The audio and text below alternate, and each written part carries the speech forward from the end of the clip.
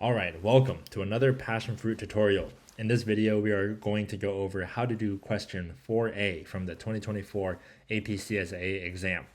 Before we jump in, I highly recommend you trying the question out for yourself at passionfruitlearning.com and see what you get.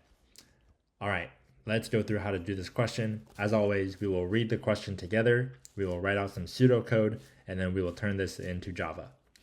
Let's get started. So this question involves a path through a 2D array.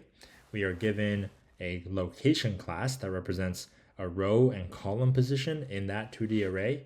So we can see here we have location RC, which represents what row and what column it's referring to.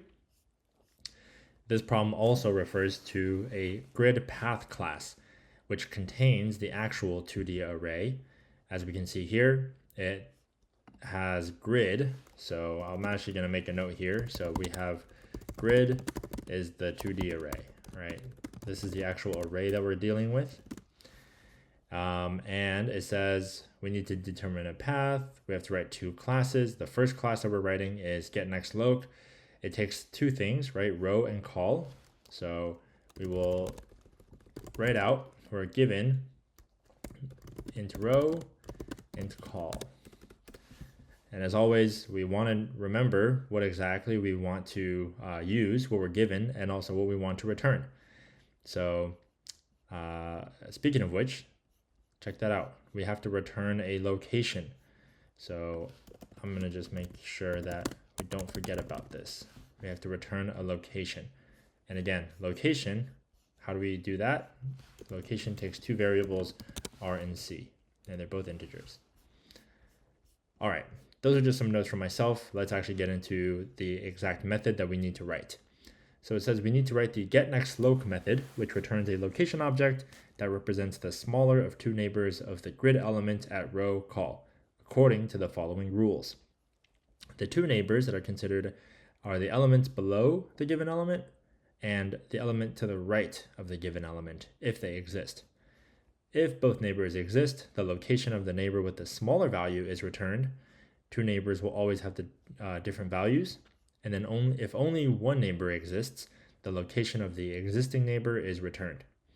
So for example, if we get getNextLoc 0, 0, then this is the given coordinate, and we look at 3 and we look at 11, 3 is lower, therefore we will return 0, location 0, 1.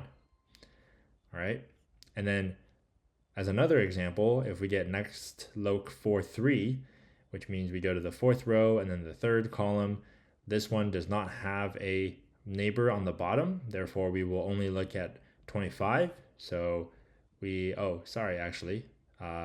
4, 3 is 25, and then there's no neighbor on the bottom, therefore we look at 6, which is 4, 4. All right, seems straightforward enough. Let's see if we can write out some code. When it comes to the pseudocode, oftentimes the question will just give it to us in terms of what we need to write. So let's see what happens if we just follow their directions, right? So it says if both neighbors exist, location will get the smaller value between the two. So my first impression or my first guess would be, hey, let's first get neighbor 1 and then get neighbor 2 and compare, return the smaller one. And then it says if only one neighbor exists, then the location of the existing neighbor is returned. So we can then say if neighbor 1 does not exist, return neighbor 2. And similarly, if neighbor 2 does not exist, return neighbor 1. All right, so I think this is really our code of what we need to write. Now, the one gotcha is that if we do it like this, when we try to get neighbor 1 and get neighbor 2, if one of these does not exist, then we will get an index out of bounds error in the first part of our code, right? And then everything will break. So how do we prevent this from happening? Well, something that the AP exam really loves to do is make us think about the edge cases first and handle all of the exit clauses first. So what we actually will want to do here is to say, oh, why don't we first check if neighbor 1 exists? and if neighbor 2 exists. And if we know that one of them does not exist, we already know what we want to return. And if both of them exist, then we can very confidently get both and then compare and then return the smaller one. Okay, great. So this makes way more sense. Now let's see how we can turn this into actual Java. So the first portion is if neighbor 1 does not exist. Well, how do we know that if a neighbor exists or not? Now let's look back at what we're given, right? We're given a grid, and then we're also given a row and a call. We're not given any information about our neighbors, but we know that neighbor 1, let's just assume that neighbor 1 is the neighbor to the bottom. We know that neighbor 1 does not exist if the given row is the last row of the column. So instead of checking if neighbor 1 exists, we can actually check if the row is the last row of the grid. If it is the last row, then we will return neighbor 2. Similarly, if the column is the last column of grid, then we will return neighbor 1. All right.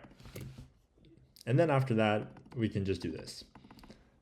Let's turn this into Java.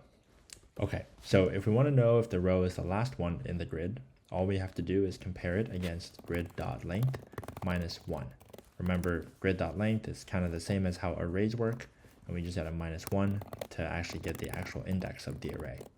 And then for location, we just got to return new location with row column plus 1 to get to the one that is to the right.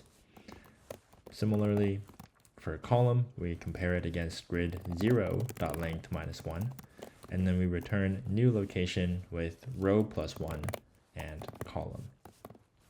And then finally, in order for us to compare the two different values of the two neighbors, we'll just compare row 1 and then call, and then row and then call 1. Right? This gets us the value that is below the existing location and the one that is to the right. And the rest of it is simple, just if-else statements.